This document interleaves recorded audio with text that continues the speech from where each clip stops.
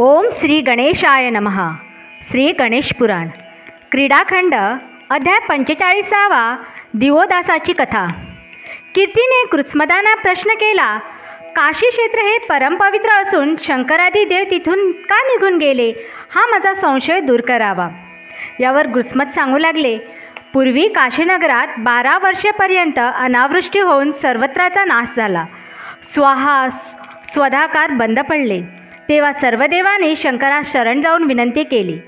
मंदार पर्वतावर मरीची ऋषी 10,000 वर्षापासून तपश्चर्या करीत आहे, तेव्हा त्यास आपण वर दिला पाहिजे. ही देवाची विनंती ऐकून भगवान शंकर मंदार पर्वतावर आले व मरीची ऋषीची तपश्चर्या पाहून संतुष्ट झाले व त्यांनी मरीचीला आपल्या गणांकडून विमानात बसून कैलासात पाठवून दिले व ते स्वतः मंदार पर्वतावर राहू लागले. बरेच दिवसांनी आपण काशीस जावे असे शंकरांच्या मनात आले, परंतु ब्रह्मदेवाने दिवोदासाला काशीचे राज्य दिल्यामुळे त्यांना तेथून जाता येईना. दिवोदास अतिशय पुण्यवान असल्याने त्याचेपासून काशीचे राज्य मागता येईना. याकरिता दिवोदासाचे काही उणे पण काढावे व आपण काशी परत हस्तगत करावी म्हणून त्याने देवांना त्याचे उणे पाहण्यास काशीस पाठविले. परंतु जो देव दिवोदासाकडे जाई तो तेथेच रममाण होऊन काशीस कायमचा राही. एकही देव काशीहून परत येत नाही हे पाहून शंकराने भैरवांना काशीस पाठविले. त्यांनी तिथे जाऊन गंगास्नान केल्याबरोबर आपण परत जाऊ नये असे भैरवांनाही वाटू लागले. तेही काशीस वास्तव्य करू लागले. भैरवे परत येईना तेव्हा त्याने आदित्यांना दिवोदासाकडे पाठवले. त्यांना तिथे गेल्यावर कोठेही पापकर्म दिसून आले नाही. सर्वत्र पुण्यच पुण्य पाहून तेही तिथे रममाण झाले. शेवटी शंकराने 64 योगिनींना पाठवले, परंतु त्याही परत आल्या नाहीत. तेव्हा शंकराची घोर निराशा झाली व आता आपणास काशीवास प्राप्त होणार नाही, तेव्हा आपण गजानन अथवा विष्णू यांचेकडून आपले मनोरथ पूर्ण करून घ्यावे असा विचार केला. अध्याय 46. गजानन रूपी ज्योतिषी. शंकराने गजाननास बोलावून आणले व त्यास म्हणाला, हे पुत्रा, मला काशीस जाण्याची सारखी तळमळ लागली आहे, परंतु तेथे पुण्यवान दिवोदास राज्य करीत असल्याने व सर्व प्रजा त्यावर संतुष्ट असल्याने मला त्यास काढून टाकता येत नाही. तरी तू तिथे जाऊन दिवोदासास काहीतरी पाप लागावे व मला काशीवास घडवून आणावा एवढी माझी इच्छा तू पूर्ण कर. हे ऐकून गजानन शंकराची इच्छा तृप्ती करण्यास ज्योतिषाचे रूप घेऊन काशीस आला व लोकांना भविष्य सांगू लागला. त्याने सांगितलेले भविष्य तंतोतंत खरे ठरायचे, त्यामुळे लोकांची त्यावर श्रद्धा बसली व ते त्याची पूजा करावयाचे. त्याने दिलेल्या आशीर्वादाने इच्छित मनोरथ पूर्ण होईल, त्यामुळे सर्व प्रजेत ज्योतिषीबुवा प्रसिद्ध झाले. होता होता दिवोदासाच्या कानावरही गजाननाची प्रसिद्धी गेली. तेव्हा एके दिवशी राजाने ज्योतिषाला आपल्या राजवाड्यात बोलावून त्याची मनोभावे पूजा केली व त्यास अनेक प्रश्न विचारले. त्या सर्वांचे त्याने बिनचूक उत्तर दिले. त्यामुळे दिवोदासाची त्यावर गाढ श्रद्धा बसली. त्यामुळे त्याला इष्ट देवदेवतांचे स्मरण होईनासे झाले. शेवटी ज्योतिषी त्यास म्हणाला, हे राजा, आजपासून 7व्या दिवशी एक सिद्ध पुरुष तुला भेटेल व तो जे तुला सांगेल त्याप्रमाणे कर, त्यात तुझे कल्याण होणार आहे. अध्याय 47. दिवोदासाचे उच्चाटन. कृत्स्मद सांगतात, ज्योतिषाने राजासह काशीतील प्रजाजनांना वश करून घेतल्यावर भगवान विष्णूने बुद्धरूप धारण केले व तो गावाबाहेर येऊन राहिला. तिथे त्याने आपल्या प्रभावाने सर्व लोकांना प्रभावित केले व सगुण उपासनेचा निषेध करून वैदिक धर्माविरुद्ध उपदेश करण्यास सुरुवात केली. परमात्मा प्रत्येकाच्या हृदयामध्ये वास्तव्य करीत असता मातीचा किंवा दगडाचा देव मानून त्याची पूजा करणे हा निव्वळ मूर्खपणा आहे. देह म्हणजे आत्मा, त्याला संतुष्ट आणि सुखी करण्याचे प्रयत्न प्रत्येकाने करावेत, असा उपदेश तो लोकांना करू लागला. पुष्कळ लोकांनी त्याचे उपदेश मानून त्याचे शिष्यत्व पत्करले. लक्ष्मीनेही भिक्षुणीचे रूप धारण करून आपल्या पतीच्या उपदेशाचा स्त्रियांमध्ये प्रचार केला व त्याची निर्गुण उपासक बनल्या. अशा रीतीने जवळजवळ सर्व प्रजाजन बौद्धमतवादी झाल्यावर बुद्धरूपी विष्णू एके दिवशी दिवोदासाच्या राजवाड्यात गेला व त्यास म्हणाला, राजा, मी तुला आता जे काही सांगतो ते नीट ऐकून घे. तुझी सर्व प्रजा निर्गुण उपासक झाली असल्यामुळे आता तू काशीचा त्याग करावास. त्यावर राजा म्हणाला, काही दिवसापूर्वी एका ज्योतिषाने मला एक पुरुष तुला भेटेल व तो जे काही सांगेल त्याप्रमाणे वाग असे सांगितले होते. त्याप्रमाणे तू आज मला काशीचा त्याग करावयास सांगत आहे, तेव्हा मी काशीचा त्याग करून तपश्चर्येत जात आहे. हे ऐकून विष्णूने तुला लवकरच मुक्ती प्राप्त होईल असा दिवोदासास आशीर्वाद दिला. अध्याय 48. गजाननाचा वर. दिवोदास निघून गेल्यावर ज्योतिषाने आपले पूर्वीचे गजानन रूप घेतले व तो काशीत राहू लागला. पर्वतावर जाऊन विष्णूने दिवोदास काशी सोडून गेल्याचे शंकराला सांगितल्यावर भगवान शंकर मिरवत वाजत गाजत आनंदाने काशीस आले व गजाननास वंदन करून म्हणाले, तू सर्व पुरुषार्थाचा शोध करून ते भक्तास देतोस म्हणून तुला ढुंडीराज असे म्हणतात. अशा शब्दाने त्याची स्तुती केली. गृत्समत कीर्ती सांगतात, ज्याच्या कृपेने तुझा पुत्र जिवंत झाला त्या गजाननाचे महात्म्य असे आहे. इतके बोलून त्याने कीर्तीचा निरोप घेतला. नंतर कीर्तीने आपल्या पुत्रासह काशीनगरात प्रवेश केला व ढुंडीराज मंदिरात जाऊन त्यास दुर्वा व शमीची पाने वाहून आपल्या पुत्राचे कल्याण व्हावे अशी तिने गजाननाची प्रार्थना केली. ती ऐकून गजानन तिला प्रसन्न झाला. तेव्हा कीर्ती त्याला म्हणाली, तुझ्या कृपेने माझा हा क्षिप्रप्रसादन पुत्र पुन्हा जिवंत झाला. आता तुझ्या कृपेनेच याची तुझ्या चरणी भक्ती जडो आणि याला उत्तम राज्य, कीर्ती आणि सुखही प्राप्त होत. यावर गजाननाने त्याला तिने मागितलेले सर्व वर दिले. शिवाय 1,000 वर्षेपर्यंत आयुष्य देऊन आपल्या हातातील परशु त्याने क्षिप्रप्रसादनास दिला. त्यामुळे त्याचे नाव परशुभाऊ असे पडले. अध्याय 49. गणेशलोक. वर प्राप्त झाल्यावर कीर्ती पुत्रासह कर्णपूर नामक नगरात आली.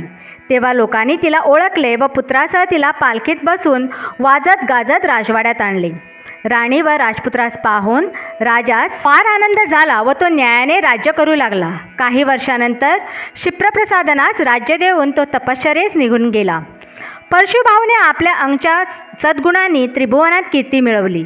त्याने मंदार वृक्षाच्या काष्टाची गजाननाची एक सुंदर प्रतिमा करून ती आपल्या गळ्यात बांधली व न्यायाने 1000 वर्षे राज्य करून त्यानेही आपल्या मुलास राज्य देऊन तो गणेशलोकी निघून गेला. हे ऐकून व्यासाने प्रश्न केला, हे ब्रह्मदेवा, गणेशलोक कुठे आहे ते मला सांगा. तेव्हा ब्रह्मदेव सांगू लागले, पूर्वी मी गणेशलोक कोठे आहे हे नारदाला सांगितले. नारदाने ते मुद्गलाला व मुद्गलाने काशीराजास सांगितले. तेच मी तुला पुन्हा कथन करतो. एकदा गजाननाने आपल्या कामदायिनी नामक शक्तीच्या योगाने इक्षु समुद्रामध्ये तो लोक पूर्वी उत्पन्न केला व त्याला आपले नाव दिले. या गणेशलोकात राहणाऱ्यांना राग, द्वेष, सुख, दुःख, जन्म, मृत्यू वगैरे द्वंद्वाची पीडा होत नाही. सिद्धी व बुद्धी त्या निरंतर सेवा करीत असतात. सामदेव तिथे निरंतर गायन करीत असतात. या त्यांच्या लोकी कल्पवृक्ष असल्याने सर्वांच्या इच्छा पूर्ण होतात. अध्याय 50. गणेशलोक. यात्रा करीत करीत मुद्गल ऋषी काशीराजाकडे आले. तेव्हा राजाने त्याची पूजा करून त्यांना प्रश्न विचारला. त्यावेळी मुद्गलाने जो कथाभाग सांगितला तोच मी तुला सांगतो. स्वानंद भुवन आणि निजलोक अशी गणेशलोकाची नावे प्रसिद्ध आहेत. त्यावेळी देवांतक आणि नरांतक असे 2 दैत्य निर्माण होऊन त्रिभुवनाला पीडा देतील. त्याचवेळी त्यांच्या वधासाठी गणपती मानव अवतार धारण करील. तो गजानन बालरूपाने अनेक लीला करून दैत्यांचा वध करील. तो तेथील शुक्ल ब्राह्मणाचे घरी भोजन करील. असा तो मानवरूपी गजानन जेव्हा तुझ्या घरी येऊन तू त्याची पूजा करशील तेव्हा तुला गणेशलोक प्राप्त होईल असे सांगून मुद्गल ऋषी निघून गेले. तेव्हा काशीराजा मनोभावे गणेशभक्ती करीत राहिला. काही वर्षानंतर कश्यपाची स्त्री अदिती हिच्या उदरी गणेशाने अवतार घेतला व तो 7 वर्षाचा असताना काशीराजाच्या इथे क्रीडा करून क्षीरसागरातील आनंदभुवनात निघून गेला. तेव्हा काशीराजाची वेड्यासारखी अवस्था झाली. जो जो भेटेल त्याला विनायक समजून तो आलिंगन देऊ लागला. परत एकदा मुद्गल ऋषी राजाकडे आले असता त्यांनी त्यास सांगितले, तू याच देहाने जाऊन गणेशलोकात वास करावा अशी माझी इच्छा आहे. नंतर मुनी म्हणाले, अजून तुला 5000 वर्षे पृथ्वीचे राज्य करावयाचे आहे. नंतर तू सदैव गणेशलोकी जाशील. तेथे एक कल्प तुझे वास्तव्य होईल. हे ऐकून राजा म्हणाला, गणेशलोक कसा आहे? कोणते पुण्य केले असता तो लोक प्राप्त होत असतो? तेव्हा मुनी म्हणाले, गणेश लोकासच दिव्य लोक असेही नाव आहे. तेथील कामदायिनी नामक आसनावर गजानन विराजमान असतो. गणेश लोकाचा विस्तार 5000 योजने आहे. तेथील सर्व भूमी रत्नाची व सुवर्णाची आहे. हा लोक इक्षुसागरामध्ये आहे.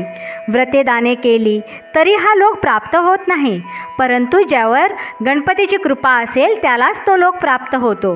गणपती तेथे व्यष्टी आणि समिष्टी रूपाने वास करतो. गणेश लोकाचे समग्र वर्णन करण्यास मी असमर्थ आहे. असे सांगून मुद्गल निघून गेले व काशीराजा तपश्चर्या करू लागला. अध्याय 51. काशीराजाचे आगमन. 5000 वर्षे काशीराजाने तपश्चर्या केल्यावर माघ शुद्ध चतुर्थी आली. त्या दिवशी मंगळवार होता. सूर्योदयापूर्वी उठून राजाने स्नान संध्या केली. त्याने ब्राह्मण, आप्त, मित्र या लोकांच्या भेटी घेतल्या व तो आतुरतेने गणेशलोकी जाण्यासाठी विमानाची वाट पाहू लागला. इकडे गजाननाने राजास आणण्यासाठी आपल्या मोद आणि प्रमोद या नावाच्या 2 दूतांना काशीराजास विमानातून बसून आपल्याकडे आणण्यास सांगितले. त्याप्रमाणे ते दोघे विमान घेऊन राजाजवळ आले व त्यास म्हणाले, राजा, तुझ्यासारखा गणेश भक्त त्रिभुवनात दुसरा नाही. गजाननास वारंवार तुझे स्मरण होते व बाह्य स्वरूप धारण करून ते तुझ्या इथे येऊन राहिले व तुझी त्याचेवर भक्ती जळली, म्हणून तुला नेण्यास आम्ही हे विमान आणले आहे. ते ऐकून राजाने आपल्या प्रधानास बोलावून आणले व सर्व राज्यकारभार त्याच्या हाती केला व तो स्वतः स्वदेहाने गणेशलोकी जाण्यासाठी विमानात बसून निघाला. तेव्हा जाता जाता वाटेत त्याला पिशाच्च लोक लागला. तेव्हा काशीराजाने मोद आणि प्रमोद या गणेशदूतांना हा कोणता लोक आहे असा प्रश्न केला. अध्याय 52. निरनिराळे लोक. देवदूत म्हणाले, राजा, भूत, प्रेत व पिशाच इत्यादी योनीचा हा लोक आहे. विमान आणखी पुढे गेल्यावर अकराळ विकराळ तोंड असलेले, मोठमोठ्या जिव्हा बाहेर आलेले, पर्वतासारखे विराट असे महाभयंकर प्राणी राजास दिसले. तेव्हा ते पाहून राजाने प्रश्न केला, हे प्राणी कोणत्या लोकाचे आहेत? त्यावर ते देवदूत सांगू लागले, हा दानव व राक्षसांचा लोक आहे. जे कोणी नित्यकर्मे करीत नाहीत त्यांना हा लोक प्राप्त होतो. त्यानंतर ते गंधर्व लोकावरून जाऊ लागले. तेव्हा तेथील रत्नखचित भूमीवरील सोन्या रुपयांची घरे पाहून राजास आनंद झाला. तेथील गंधर्व गायनवादनात निपुण होते. पुढे सिद्ध, चरण, यक्ष, गुह्यक इत्यादिकांचे लोक त्याच्या दृष्टीस पडले. त्यानंतर देवदूतांनी त्यास अमरावती दाखवली. त्या मागोमाग अग्निलोक, यमलोक, कुबेरलोक, वरुणलोक, वायुलोक, सूर्यलोक, चंद्रकांत, गोलोक, सत्यलोक इत्यादी एकापेक्षा एक लोक राजाने पाहिले. त्यानंतर ते विष्णूच्या वैकुंठ लोकापाशी आले. तो वैकुंठ लोक इतर लोकापेक्षा रमणीय होता. तो पाहून राजाला मनस्वी आनंद झाला. त्यानंतर ते शिवलोकावरून पुढे गेले. तेव्हा दाट असा काळोख सर्वदूर पसरलेला होता. परंतु विमान पुढे जात असता कोटी सूर्यप्रकाशमान अशी शक्ती राजाच्या दृष्टीस पडली. ती पाहून राजास मूर्छा आली, पण तो लवकरच सावध झाला. सरतेशेवटी अत्यंत दैदिप्यमान असा गणेशलोक त्या दूतांनी राजाला दाखविला. तेथील मंदिरे रत्नखचित आहेत.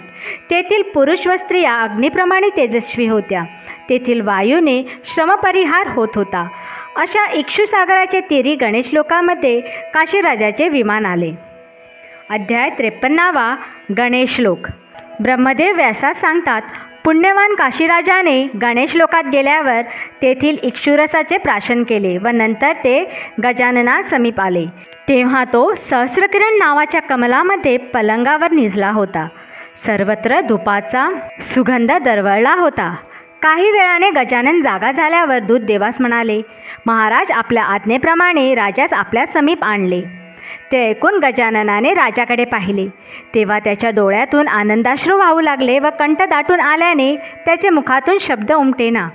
गजाननास नमस्कार केला व 10 श्लोकांनी त्याची स्तुती केली. तेव्हा गजाननाने प्रसन्न होऊन त्यास वर माग असे सांगितले. राजा म्हणाला, देवा, तुझ्या दर्शनाने मी कृतकृत्य झालो. आता यापुढे मला जन्ममृत्यू कधीही प्राप्त न होत. इथेच आपला 53वा अध्याय संपला. हे गणेश पुराण ऐकणाऱ्या सर्व श्रोत्यांची आध्यात्मिक व सर्वांगीण प्रगती व्हावी ही श्री गजानन चरणी प्रार्थना. Please like, share, comment and subscribe. Thank you.